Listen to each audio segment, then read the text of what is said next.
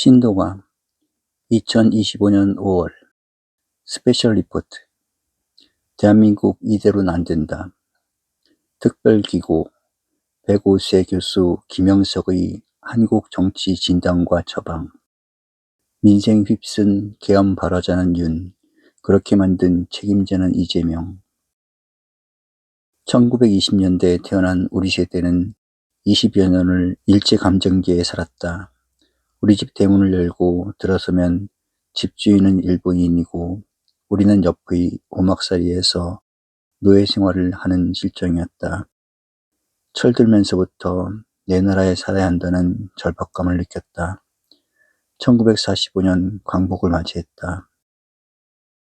내 나라에 살게 됐다고 환희에 차 있었다. 광복 직후 나는 초등학교 선배이면서 20여 년 동안 조국을 떠났다가 귀국한 김성주와 몇 사람이 모여 조반을 같이 했다. 김성주가 하는 말을 듣고 사상은 빈곤하지만 열성적인 공산당 행동대원임을 직감했다. 그의 그 김성주가 김일성 장군으로 소련 군정의 후원을 받으면서 북한 국민 앞에 나타났다. 그때부터 북한 공산정권은 조직적으로 정치활동을 시작했다. 그 치하에 머물던 2년간 내가 기대하던 나라에서 살기는 불가능해졌다. 나라다운 나라가 먼저임을 통감했다. 북에서는 희망이 없었다. 목숨을 걸고 38선을 넘어 서울로 왔다. 일하면서 배우고 공부하면서 건설하자. 서울에서는 정치계가 국권을 차지하기 위해 극심한 혼란에 빠져 있었다. 광복 3년 후에야 대한민국이 탄생했다. 비로소 우리나라를 되찾았다. 그런데 북한은 대한민국이 제 자리를 잡기도 전에 1950년 6.25 전쟁을 일으켰다. 전쟁의 피해는 극심했다. 우리는 새로운 현실에 직면했다. 첫 번째는 내 나라가 자유민주국가임을 체험하고 확인했다. 전쟁의 정치적 유산이다. 두 번째는 대한민국이 세계에서 최하위 빈곤국임을 절감했다. 필리핀, 대만, 북한만큼의 경제 기반도 없었다. 신생국가로서 후진국이 겪는 시련의 강과 험한 바위산을 넘어야 하는 운명에 봉착했다. 이승만 정부 후반에는 독재 정치에 빠졌으나 4.19 혁명의 뼈저린 희생을 치르면서 독재 정치와 부정선거에 뒤따르는 정치악을 추방하는 강을 건넜다. 뒤따라 등단한 군사정권은 더 위험한 부담이었다. 그러나 박정희 정권이 국가정책의 제1과제가 반공임을 선언하면서 국민은 안심할 수 있었다. 동맹국이던 미국의 협력도 회복할 수 있었다. 박 정권은 정치적 후진성을 안고 있었으나 국민 경제를 절대 빈곤에서 선진국으로 이끄는 기반을 구축했다. 잘 살아보자라는 구호가 국민 모두의 공감을 얻었다. 무엇보다 소중한 경제적 자산은 교육받은 인구가 많아졌다는 사실이다. 정부와 국민이 합심해 일하면서 배우고 공부하면서 건설하자는 운동이 당시 어느 나라도 예상 못했던 경제성장의 기적을 창출했다.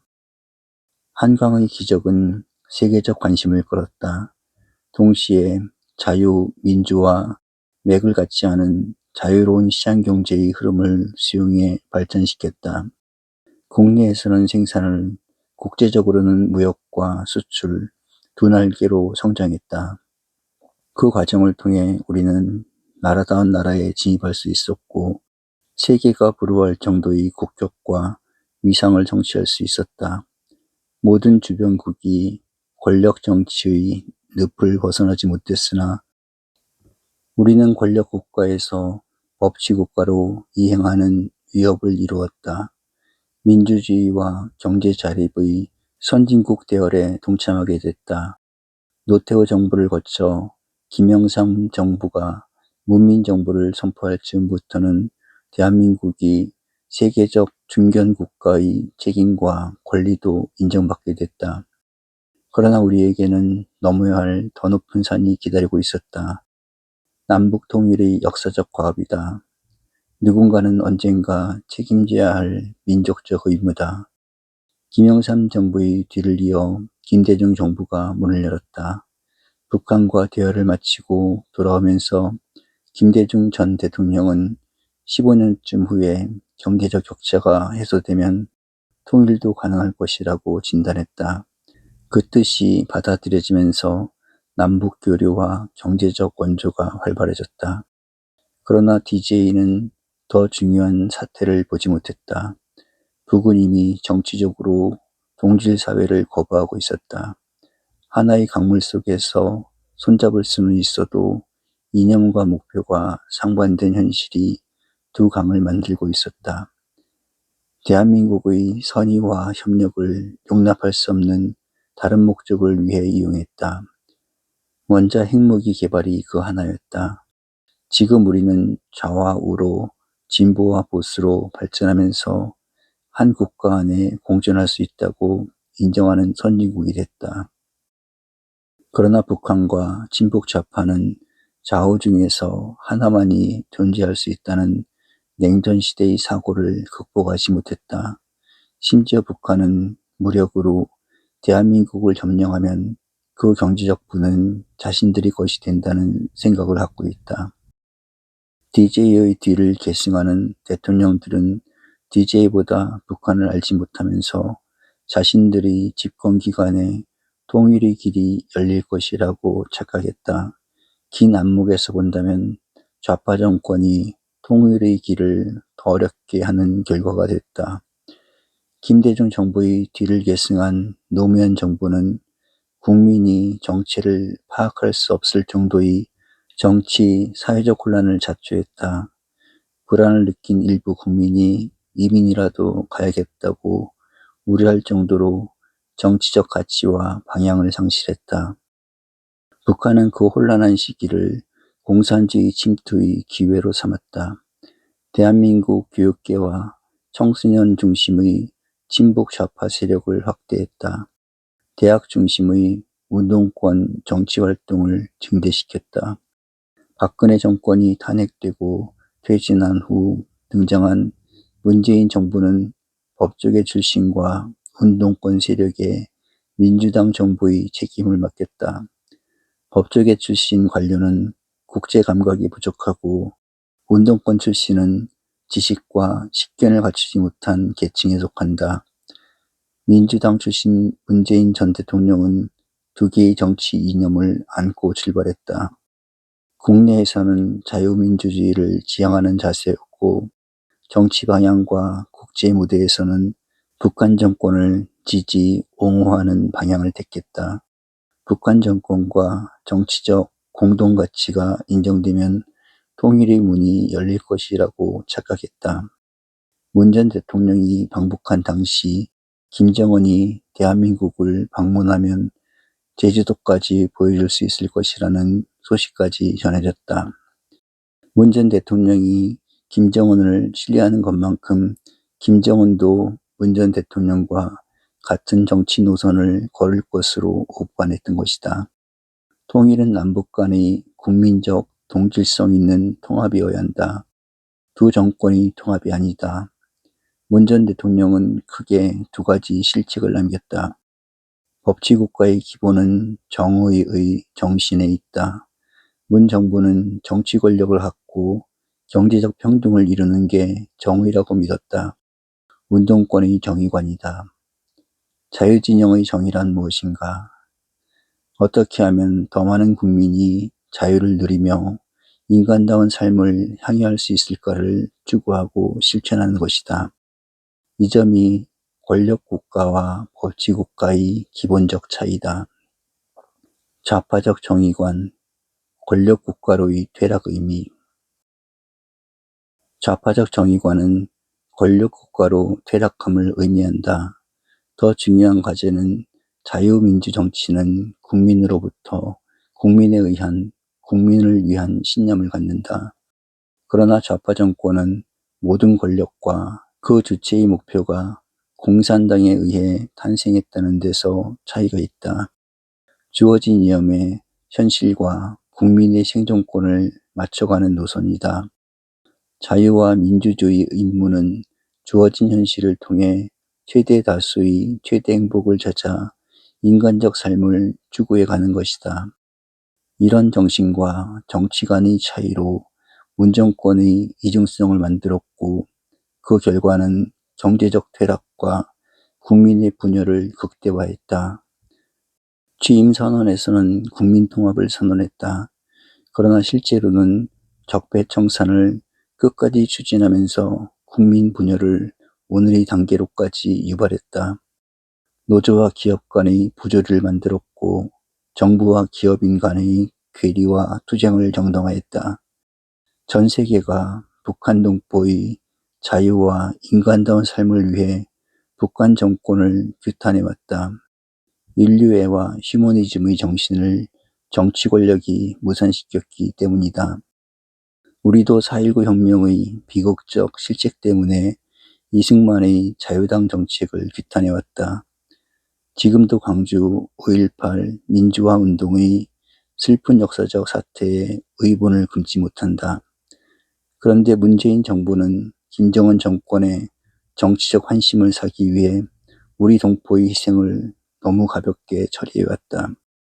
2019년 11월에 발생한 북한 두 어부 북송 문제는 올해 2월에야 그 실무자들이 유죄 판결을 받았다. 책임자인 문재인 전 대통령과 관련이 없다고 생각하는 국민은 없다. 천안함 폭침과 연평도 해전 책임자는 누구인가? 사견으로는 지금까지 북한 정권의 지시와 협력을 잘 따라줬는데 북한 정권을 경시하거나 무시하면 용서하지 않겠다는 경고였다고 생각한다. 개성공단과 금강산 남북 동포 상봉을 위해 건립했던 시설과 건물을 파괴하는 작태를 보아 짐작할 수 있다. 북한 동포를 정치적 협조를 위한 제물로 삼았다는 수치스러움을 모면할 방법이 없다. 정치적 목적으로 동포와 국민을 이용하거나 제물로 삼았다면 어디서도 용서받을 수 없는 범죄 행위가 된다. 지도자라면 더 깊은 반성과 죄책감 느껴야. 우리 정부나 국가 공동체의 일원인 국민으로서 나와 우리에게는 책임이 없다는 변명이 아니다. 그런 행위를 막지 못한 우리에게도 공동 책임이 있다. 그러나 잘못을 모르는 국민보다는 잘못을 인정하지 않는 지도자가 더 깊은 반성과 죄책감을 느껴야 한다. 2020년 3월 천안함 사건의 주범이 누구냐고 아들을 국가에 바친 어머니가 물었을 때 문 전 대통령은 북한의 소행으로 보는 것이 우리 정부 견해라고 대답했다. 국민에게 그런 아픔을 안겨주는 이중성은 대한민국의 장래를 위해 모두가 반성해야 한다. 악을 저지르는 나라의 국민이라는 부끄러움을 안겨주는 정치적 책임을 망각해서는 안 된다. 문재인 정부의 실책과 실망을 거부한 국민은 정당으로나 지도력의 유무로 보아 비교가 되지 않는 윤석열 정부를 선택했다. 투표율의 격차가 적었던 것이 사실이다. 그러나 소수 약자가 다수 강자를 이겼다는 사실은 문재인의 민주당 정권에 대한 불신과 기대와 희망이 사라졌다는 증거다. 누가 보든지 문정부의 공직자가 버림받았는데 그 버림받은 공직자가 대통령으로 선출됐다는 것은 기적 같은 일이 아닐 수 없다. 야당에서 출마한 후보가 나약한 국민의힘을 여당으로 만들었다. 그때까지 윤석열 대통령에게 정치적 위협은 없었다. 대한민국 헌법을 통한 자유민주주의는 대한민국의 뿌리였고 희망임을 일깨워 주었다. 국민의 가장 큰 염원이었다. 그런데 지금까지 이재명 전 더불어민주당 대표가 이끄는 민주당은 출범 때부터 윤 정권을 인정하지 않았다. 윤 전 대통령이 야당과 그 지도부를 통해 국가 수반의 대우를 받는 사례가 거의 없을 정도다. 국민이 선출한 대통령을 인정하지 않았다는 것은 국민의 권리를 무시한 것과 같다. 선진국 어디에서도 용납될 수 없는 정치 행태였다. 물론 윤 전 대통령에게도 잘못이 있고 유능하지 못한 결함도 있었다. 그러나 출범 때부터 윤 정부를 밀어내고 정권을 다시 쟁취하겠다는 자세는 민주사회 상식과 정도를 버린 처사였다. 상대가 무너져야 우리가 살아날 수 있다는 행태 자체가 민주정치뿐 아니라 정치할 자격을 스스로 포기한 것이다. 이재명 전 대표 한 사람을 위해 민주당 원내대표가 헌법재판관 8명의 실명을 호명하며 탄핵 심판을 촉구하는 모습을 본 국민은 이미 민주당이 정당 정치를 스스로 포기했다고 느꼈을 정도다. 입법부가 행정부는 물론 사법부까지 지휘, 명령할 수 있다고 생각했다면 민주주의는 물론 정치할 자격을 포기한 사람들이다. 해야 할 많은 임무를 버리고 오로지 당대표만을 위한 투쟁에 나서는 것도 정치인의 도리가 아니다. 정치를 포함한 인간사회에서 누구도 용납할 수 없는 규범이 있다. 거짓과 폭력이다. 독재국가와 공산국가가 종말을 자초한 것은 거짓과 폭력 때문이다. 물론 다른 정부에도 있었으나 민주당 정권의 문 전 대통령 때는 진실과 정직을 멀리했고 이재명 전 대표 시절의 민주당은 언어와 정신기능까지 포함한 폭력을 삼가지 않았다. 이런 갈등과 싸움을 국민 앞에서 부끄럼 없이 연출한 결과가 민생을 휩쓴 산불과 같이 폭발했다. 국민 누구도 예상 못했던 계엄령 선포로 나타났다. 산불이 발화 책임자는 윤석열 정권이다. 그러나 그렇게 하게 한 책임자는 누구인가? 국민은 아니다. 이재명 민주당의 책임이 더 크다고 보지 않을 수 없다. 국민이 선택한 대통령의 국정 운영을 저지하고 마비시킨 행위로 전국의 혼란을 초래한 책임을 묻지 않을 수 없다. 계엄의 동기가 야당의 탄핵 남발에 있다는 사실에도 이론의 여지가 없다. 임무를 감당할 수 없다고 판단한 대통령이 해서는 안 되는 계엄령을 선포한 사태까지 만들었다. 여야와 정부는 광복 80주년을 앞두고 대한민국 역사상 가장 수치스럽고 실망스러운 현상을 연출한 것이다. 대한민국을 우러러보던 국가들이 의아함을 갖도록 만들었다. 국민은 방향을 잃고 희망을 새로이 찾아야 할 처지에 놓였다. 누구의 책임인가? 여야 정부 모두의 실책이다. 국민은 지금의 정치를 연출한 두 정당과 정부가 국민 앞에서 스스로 잘못을 고백하고 새로 태어나기를 권한다. 지금 정치계가 하는 상태를 그대로 연장해서는 안 된다. 대한민국 역사의 길이 없는 바가 아니다. 선진국 모두가 자유민주주의 큰 길을 선택해 놓았는데 왜 거부하는가? 정치는 그 자체가 목적이 아니다. 인간다운 삶과 공동체의 가치를 창출해야 할 과업은 오래전부터 주어져 있었다. 진실과 신뢰, 정의와 공정, 자유와 윤리적 가치, 그리고 이 모든 것의 출발이면서 목표가 되는 휴머니즘의 완성이 그것이다. 공산주의를 포함한 시대 이념은 100년 만에 끝났다. 그러나 인류와 세계로 연결되는 휴머니즘은 강물을 넘어 바다로 영원한 현재처럼 유유히 흐르고 있다.